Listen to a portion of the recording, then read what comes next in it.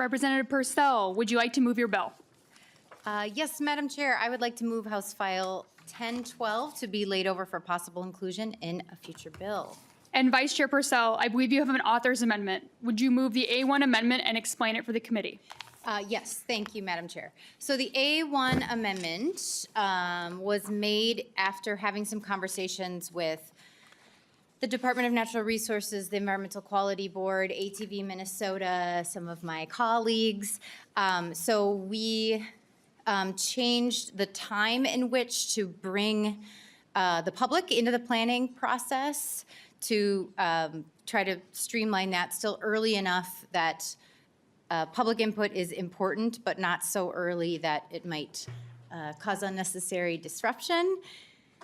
And we jettisoned the part of the bill that is looking at decommissioning trails and amended on Co-Chair Heinzman's bill, I don't have the number in front of me, 278, if that's right off the top of my head, which increases the ATV fees for, since that bill did not get a hearing on our last ATV day, neither did this bill, so marrying them together to get them all into one bill. Vice Chair Purcell moves the A1 amendment to get the bill in the form the author would like. All those in favor, please say aye. Aye. All those opposed, please say no. No. The motion prevails and the A1 amendment is adopted. Vice Chair Purcell, to your bill as amended. Thank you, Madam Chair. So this is a bill, if those of you were on the Environment Committee last year, you saw a different version of this bill. So this is a topic of conversation. I'm going to make my intro very brief because we have 17 people to testify both for and against the bill. There is a different standard for signage that is in one part of our state than there is in another. And I want to thank Ron from ATV Minnesota, where we had this meeting, and I got this tome dropped in my lap, the Trail Planning Design and Development Guidelines from the DNR. It's been really, I have not read the entire thing yet, but especially in section 3.2, the Guiding Principles for Sustainable Trails, that comes from the DNR as far back as 2006. So this bill especially is looking at those guiding principle number 1, avoid sensitive ecological areas and critical habitats, all the way down to guiding principle 7, which is the formally decommission and restore unsustainable trail corridors, which is no longer a part of this bill, but trying to put into statute what the DNR has said is best practices, what we have also seen from the federal level of what best practices are. And I just want to clarify what this bill does not do. It does not affect the 8,828 miles of the forest trail inventory. It does not affect more than 100,000 miles of trails accessible to ATVs statewide, including county miles.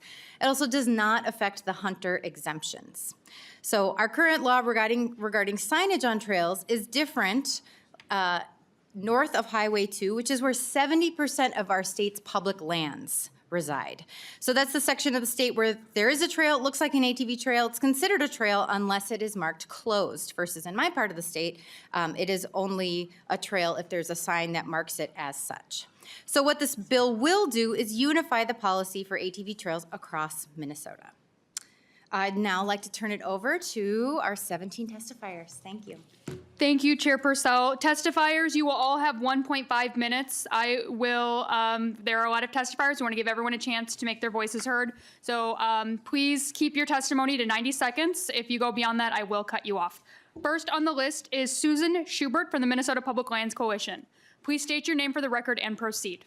My name is Susan Schubert. I'm with Minnesota Public Lands. Thank you, Chair Jordan and Chair Heinzman and representatives for hearing this bill. The common sense measures in this bill, we believe, are needed more than ever. According to the 2024 DNR ATV statewide strategic master plan draft, maintenance dollars are limited.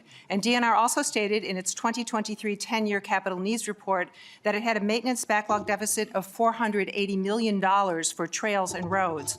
This is why these common sense measures are so important to minimize impacts and for the costly long-term maintenance needs for new trails. DNR and others say there are best management practices, and the 2007 DNR Planning and Guideline Manual, which you saw, but as well as intentioned as these are, they are voluntary, arbitrarily followed, and not enforceable. The manual recommends buffer zones of 200 feet and to avoid wetlands in all sensitive ecological areas, which have been overlooked by projects in recent years. The recent Voyager ATV System Phase 2 proposes to follow an ATV trail and would traverse old-growth forest and classified areas of high significant biodiversity, introducing extremely damaging invasives to the area and soil erosion. We believe also, for example, the EAW measure for most projects is important, and in fact, it was an impetus for starting this coalition after locals read the DNR internal environmental review for the border-to-border route, which they had to request from Data Practices.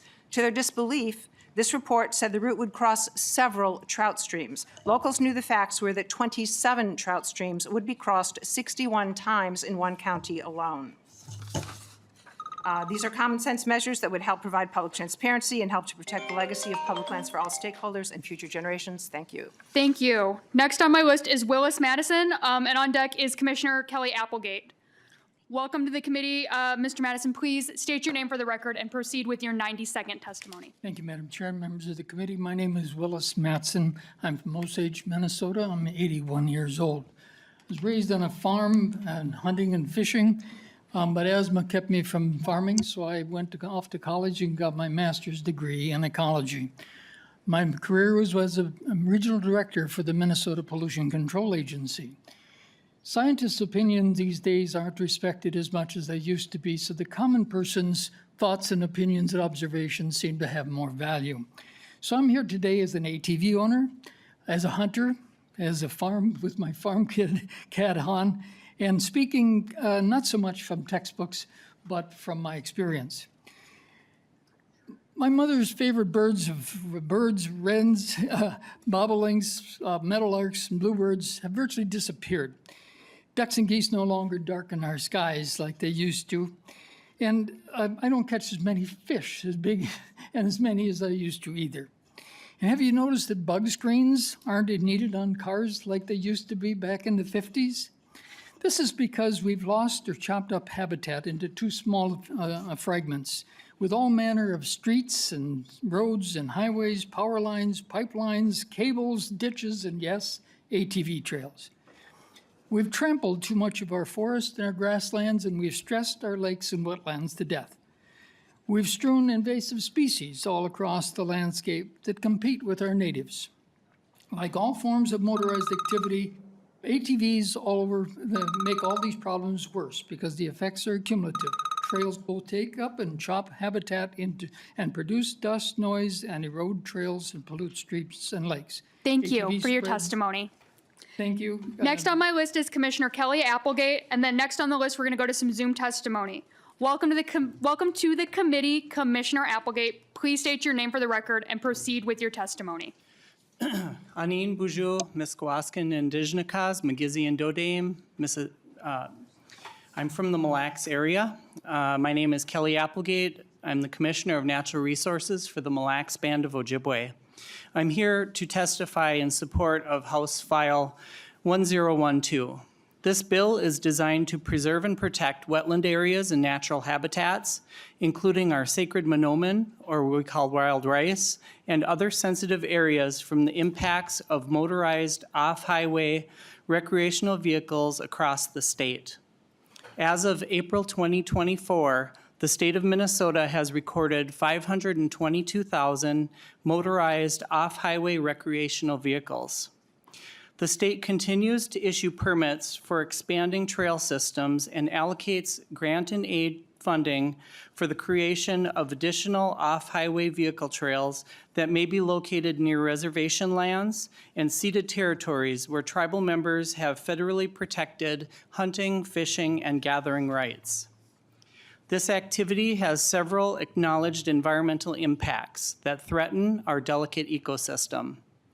This bill proposes reasonable measures to address some of the primary consequences of this activity. Of utmost importance to us is engaging in consultation with tribal nations regarding off-highway recreational vehicle trail development, that may traverse tribal lands and/or ceded territories. Thank you. Next on my list is Jeff Burcham via Zoom, and then will be Gretchen Mehmel. Mr. Burcham, are you with us? Hi, please proceed with your testimony and please state your name for the record and proceed. Hello, my name is Jeff Burcham. I'm a retired conservation officer with the Minnesota DNR. For most of my 31 years in law enforcement, I patrolled the Beltrami Island State Forest, which is north of Highway 2. The Beltrami is a managed forest, which means that any trail is open to off-highway vehicle use unless posted closed. One of my duties as a CO was to protect the environmental sensitive areas from illegal ATV operation. The major enforcement obstacle was maintaining the signs on closed trail areas. It was just too easy for ATV users to remove a closed sign. Without the signs, enforcement action was impossible to protect these closed areas. Conversely, if trails have to be signed for open access, like south of Highway 2, the signs stay up. Another major concern with the open unless posted closed situation is that many new ATV trails were started illegally. In a very short time, a new trail would be developed. Once a sign is tossed aside and not obvious, a trail, by definition, now open for use.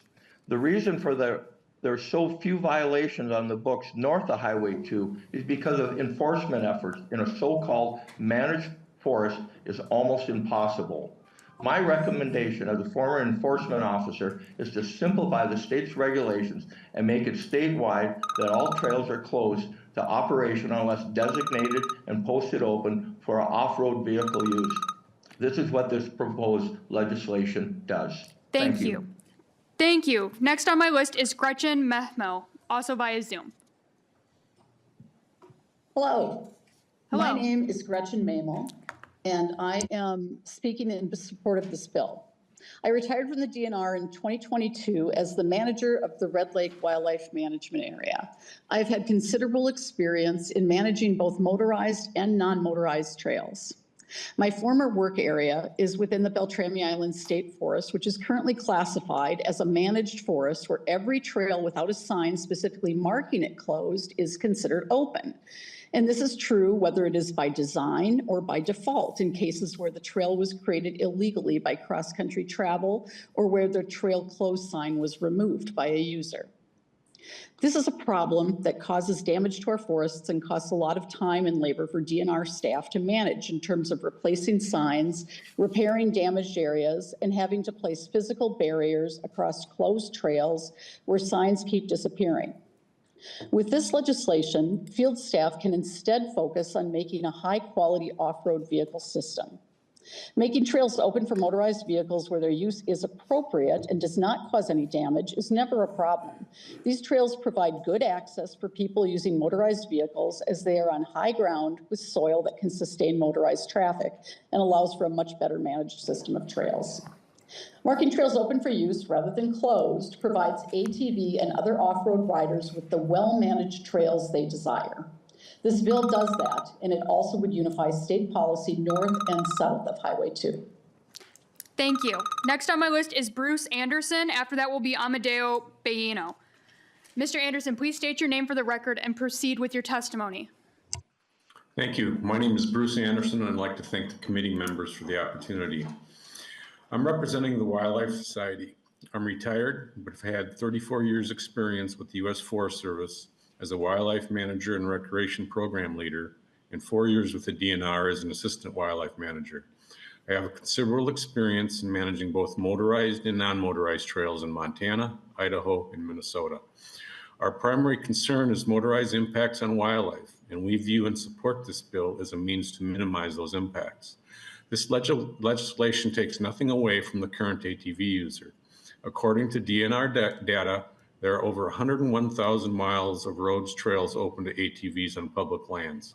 This legislation is about protecting wildlife habitat from an expanded ATV network. Rare wildlife numbers are declining.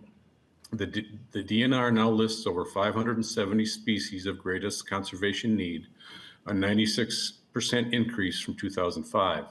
Many of these species are found in the northern third of the state where many of the new proposed ATV trails are planned. Motorized recreation's impact on wildlife is significant and well documented. Research has shown that ATV use can affect habitat, reduce productivity and survival rates, and alters animal behavior. Consider that ATV noise can be heard over a half-mile away and under ideal conditions up to 3 miles away. The more ATV trail connectivity, the less wildlife habitat connectivity, such as wildlife travel corridors. With this legislation, potential impacts to wildlife can be mitigated. Thank you for your testimony. Next on my list is Amadeo Baino. Please state your name for the record and proceed with your testimony. Thank you, Chairs. My name is Amadeo Bolino. I'm the Government Relations Specialist for the Leech Lake Band of Ojibwe, testifying on behalf of our Division of Resource Management. I want to thank you for your time today to offer our support of House File 1012. This bill takes critical steps to protect Minnesota's land, wildlife, and cultural resources from the impacts of unmanaged off-highway vehicle use. For far too long, OHV trails have been expanded without meaningful consultation with tribal nations. This bill ensures that tribal lands and ceded territories cannot be included in OHV trails without explicit tribal approval, a necessary step in respecting tribal sovereignty and protecting cultural significant areas. The current managed trails and managed forest systems is failing.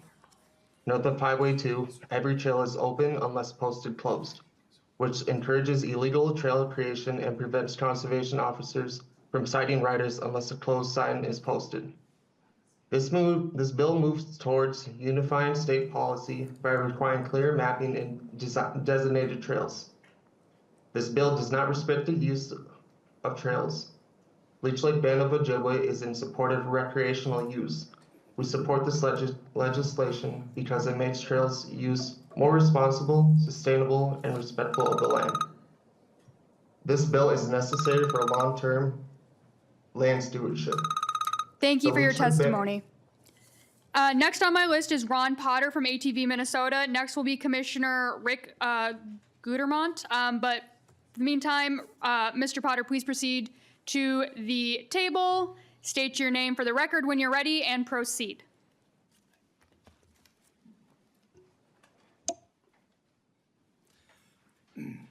Madam Chair, committee members, my name is Ron Potter.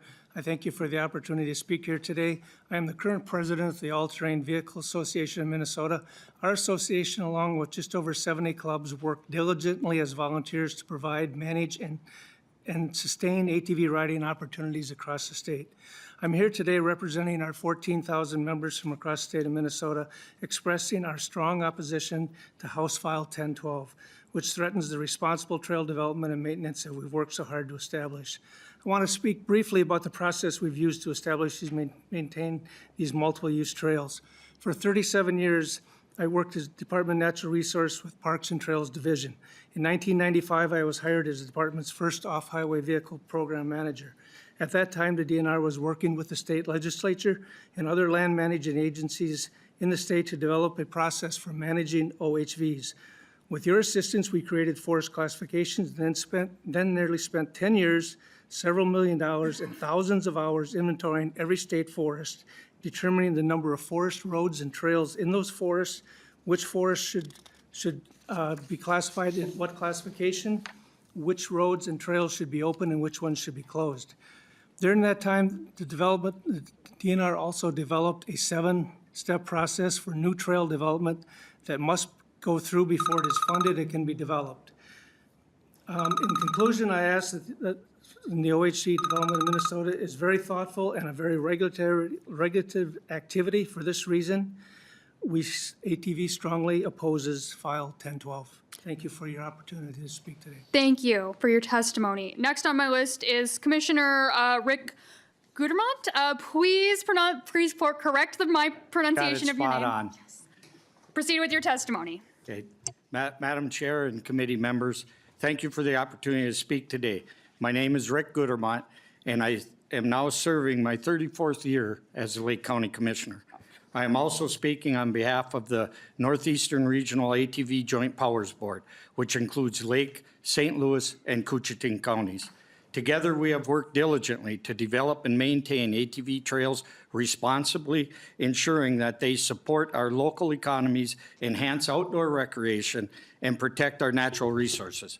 I am here today to express our strong opposition to House File 1012, which threatens the responsible trail development that we have worked so hard to establish. ATV recreation is a major economic driver in our region, bringing in thousands of riders from across Minnesota to explore the scenic trails of Lake County and beyond. These visitors support our rural communities by spending monies at hotels, restaurants, gas stations, and other local businesses that rely heavily on outdoor tourism to survive. But beyond the economic benefits, our counties have made sure that the trail development is done right. The Northeastern Regional ATV Joint Powers Board was formed specifically to ensure responsible and sustainable ATV trail expansion. This board coordinates with the Minnesota DNR, the U.S. Forest Service, the U.S. Army Corps of Engineers, tribal officials, local ATV clubs, and environmental experts to make sure trails are designed and maintained with erosion control, habitat preservation, and long-term sustainability in mind. Thank you, Commissioner, for your testimony. Thank you. Next on my list is Commissioner Ricky Roche, and then after Commissioner Roche will be Karen Umphris. Welcome to the committee. Commissioner, please get settled. State your name for the record and proceed with your testimony. Thank you, Madam Chair and committee. My name is Ricky Roach. I'm from Cooch County, Cooch County Commissioner. I'd like to thank you for the opportunity to speak today. On behalf of the County Board, Cooch County Board, I am here to express my strong opposition on the House File 1012, which threatens responsibility development, maintenance of ATV trails in our county across greater Minnesota.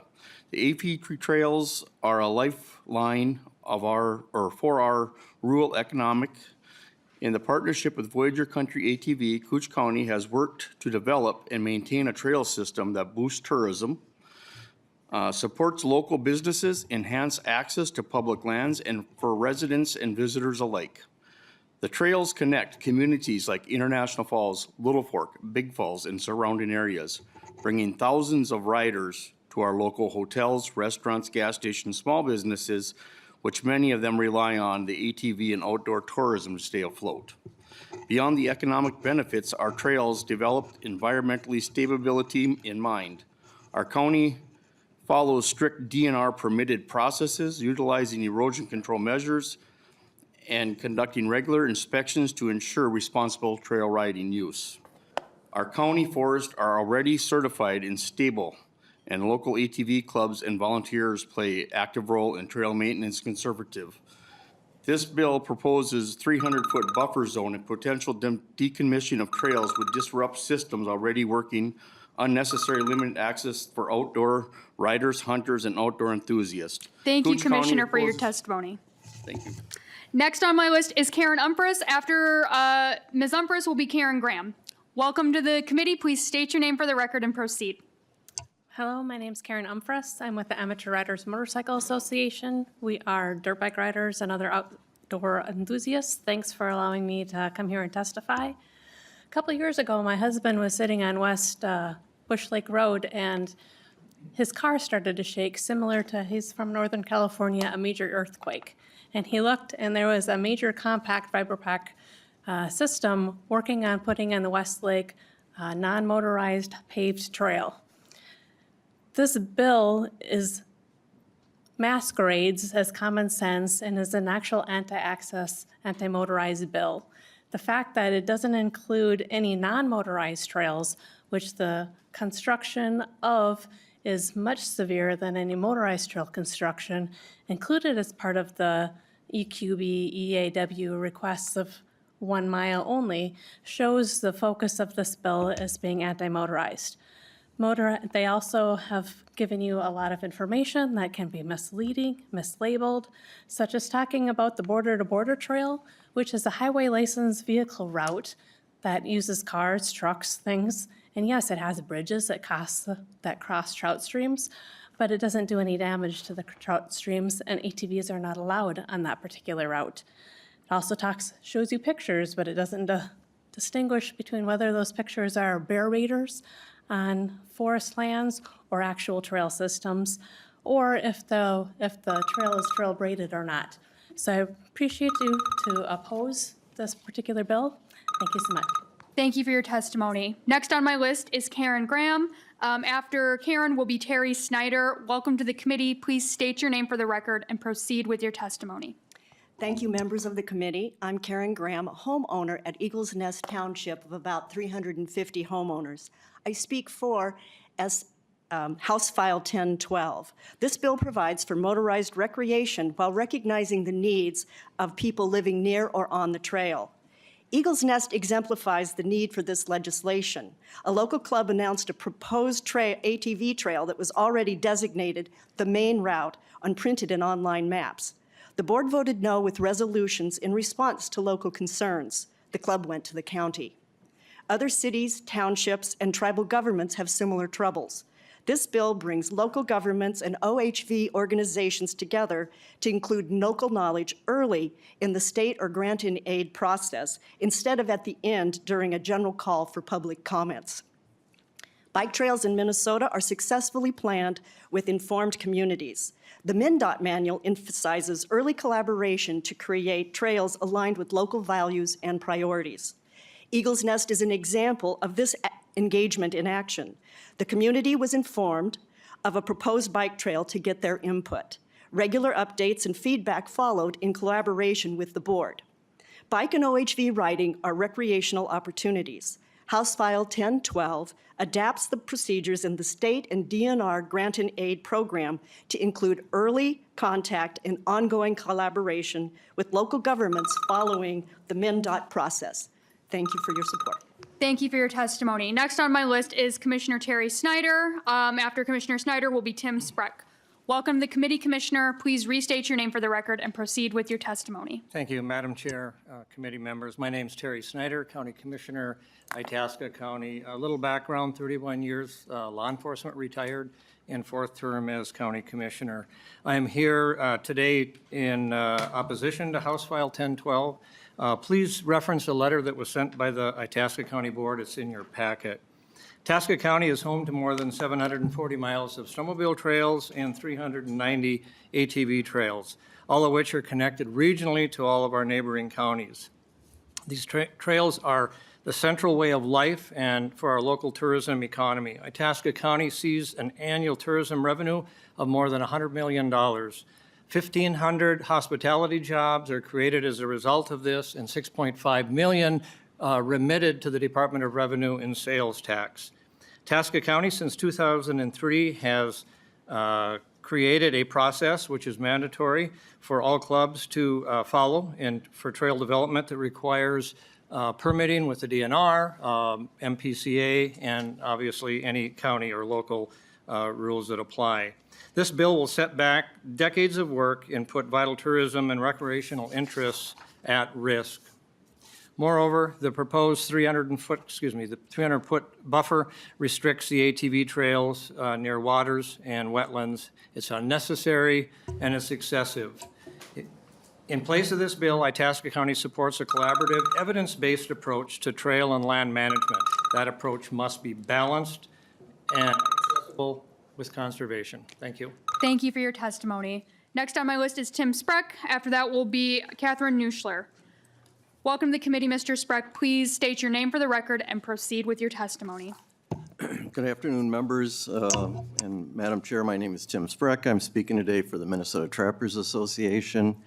According to our analysis, this bill will accomplish the following. It will restrict the use of OHV on trails, routes, and roads. Public land access will be limited. It will drastically increase time and cost to construct and expand new trails and routes. It restricts the use of state, county, and township roads, removes ability for DNR to allow use by rule, removes current exceptions and reductions in regulations on trails north of Highway 2, et cetera, et cetera. The reason the trappers are concerned about this bill is because for trappers, it's all about access. mainly access to public lands. Walk-in service to a trap line from a distance road is not practical. When our guys are out running their traps, there's limited number of hours of daylight in the day, and they need to get out and get their work done. Trappers have a specific job to do, and they're going about it in a conservation-like manner.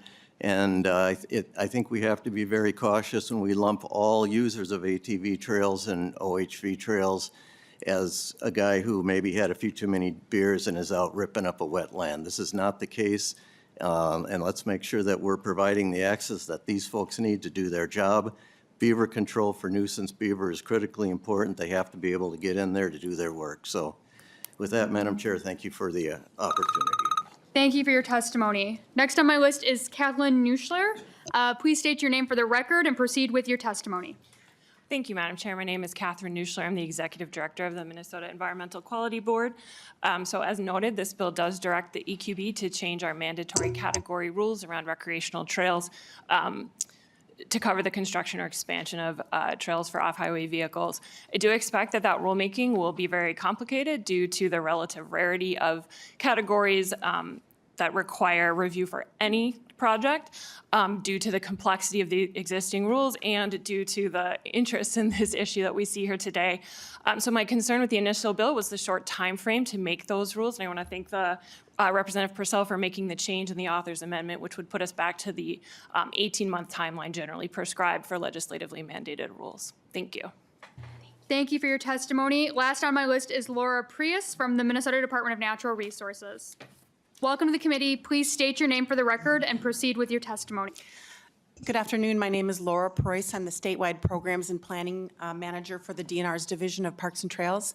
I'd like to briefly share some information about the existing system. I do have a very brief handout if it would be okay to share that. DNR has some concerns that are similar to those of the Environmental Quality Board. We look forward to working with the author on those. In sum, the DNR has a comprehensive system for review of trails, as well as looking at our forest classification and trail designation process. I'll briefly share some highlights of those that are in the handout. There's a 7-step process that includes working with local units of government as well as volunteer trails, and the DNR working as a 3-part system to develop trails. As part of that process, there's multiple phases of a review, both interdisciplinary, internal, environmental review, as well as public review. It's worth noting that this includes landowner permissions and everyone who's involved in land administration. It also includes a new approach to tribal engagement and tribal consultation. So that's a brief thing that I shared with you on the OHV grant and aid process. In some extensive sets of environmental review as well as public engagement. On the second page, we have information about the state forest classification and trail designation system. As you've heard, our state forests are broken into 3 major ones: closed, limited, and managed, with the managed being north of Highway 2. Managed forests have the ability for closed systems. There's a lot of flexibility within that. Changing that would have a large impact in Minnesota and possible unintended consequences. Thank you for your time. Thank you for your testimony. Is there anyone in the audience that would like to testify on this bill? Great, we will go to member questions, starting with Representative Jacobs. Thank you, Chair Jordan. So coming from a county background, of course, I heard a couple of county commissioners get up here and express concerns with this. Have you reached out to AMC? Do you have AMC support on your bill? Representative Purcell. Thank you, Madam Chair. I believe AMC is not supportive of the bill. You know, there's so many different layers of government, so talking with like Association of Townships, they are supportive of the bill, so counties may not be, townships are, and then, you know, we also can't make sweeping generalizations. It's not like all counties or all townships are either for or against the bill, but yes, have been working with all those levels of government. Representative Jacobs. So you have statewide Township Officers Association support for this? That was my Purcell. understanding. Oh, thank you, Madam Chair.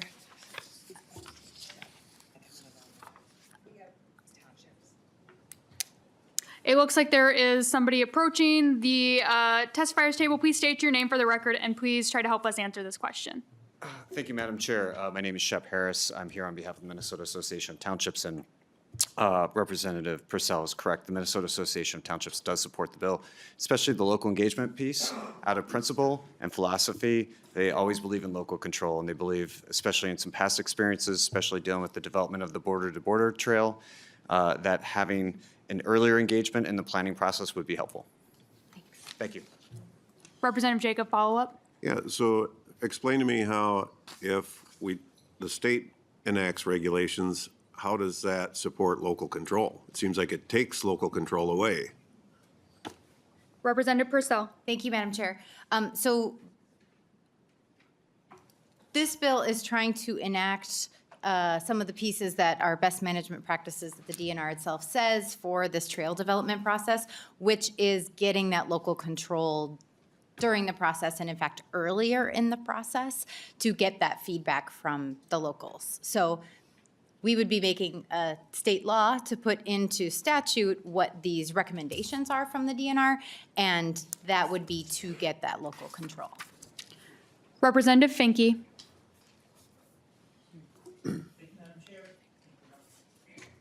Thank you, Madam Chair. Thank you, Representative, for your bill.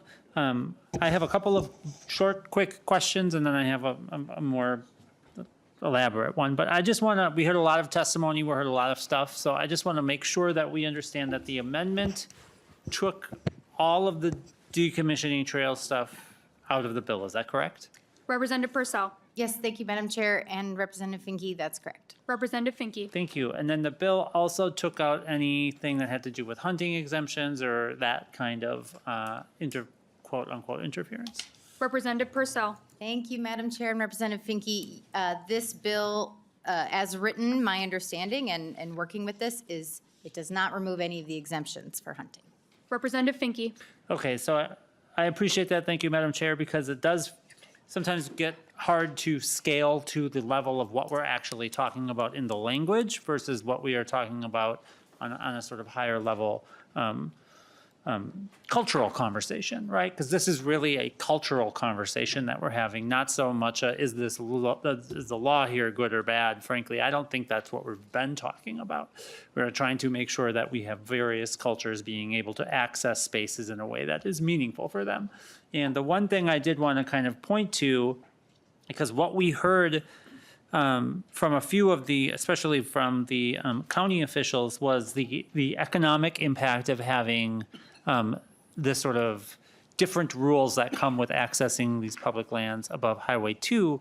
And economic impact is something that crosses cultures, right? No matter who we are, we want our communities to be thriving. And I understand from the data, and I'm just asking, is this accurate, and how does this interact with your work? Far, far more people, to a factor of perhaps 7 times, access these communities, public lands, state parks, forests, the places that people want to go. A small portion of the people who visit those use ATVs, and a much larger part of the people who are supporting these local economies do not. Is that accurate? Representative Purcell, and then we're going to move on. Thank you, Madam Chair. Representative Finke, my understanding is that the number of ATV owners and users in Minnesota, as we talked about on the last ATV day, is fairly limited, especially compared to Minnesotans who hike or camp or bike or bird watch, et cetera.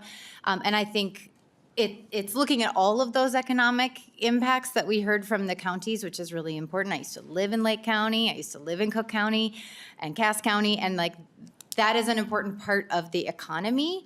And also, this is the Environment Committee, and so we can look at that statistic. And also, why is it that Minnesotans love up north?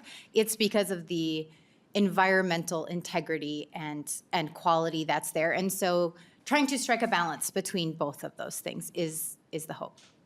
I have Representative Burkle, Representative Gilman, and Representative Heinzman. We'll go to Representative Burkle. Thank you, Madam Chair. Representative Purcell, thank you for the amendment. Appreciate taking out the decommissioning section, but I do have a question about Section 1.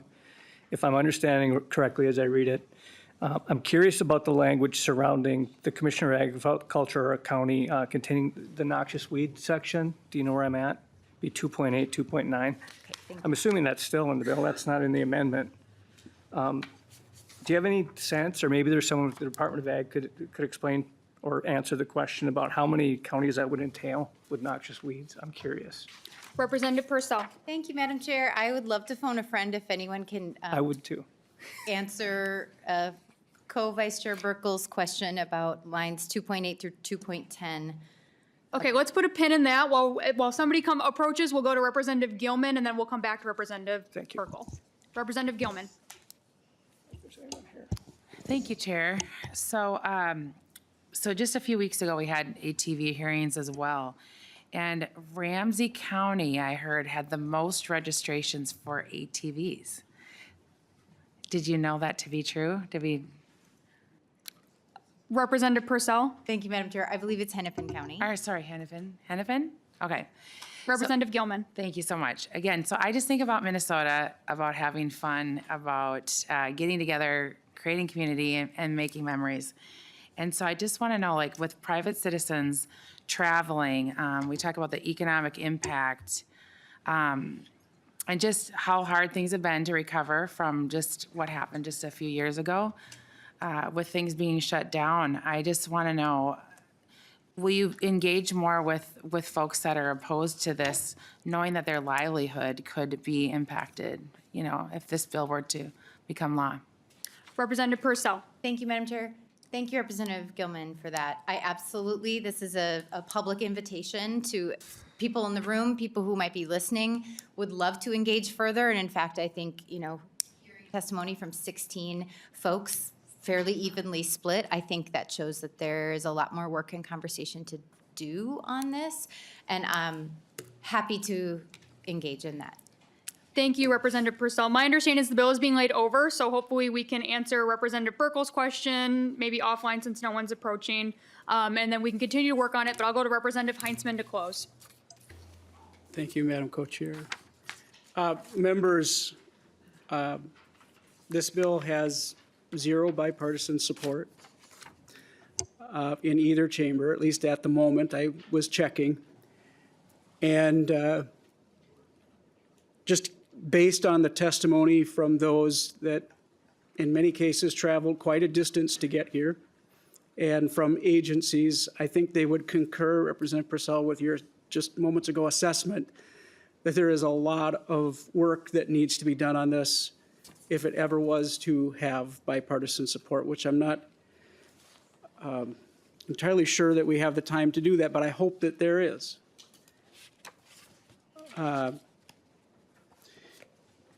One of the comments that was concerning that I hope can change is in testimony today, we heard someone say that this is an anti-ATV bill, and that is the perception, that that's the current state of the bill.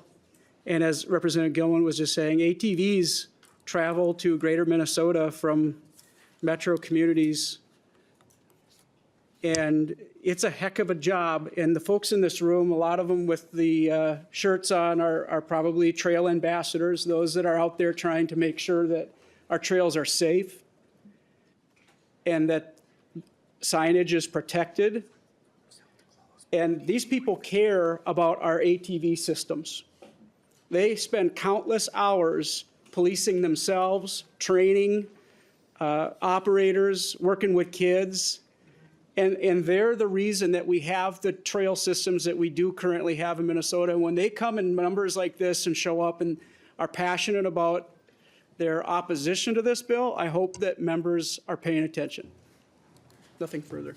Thank you, Representative Co-Chair Heinzman. Representative Purcell, please briefly close out your bill. Thank you, Madam Chair.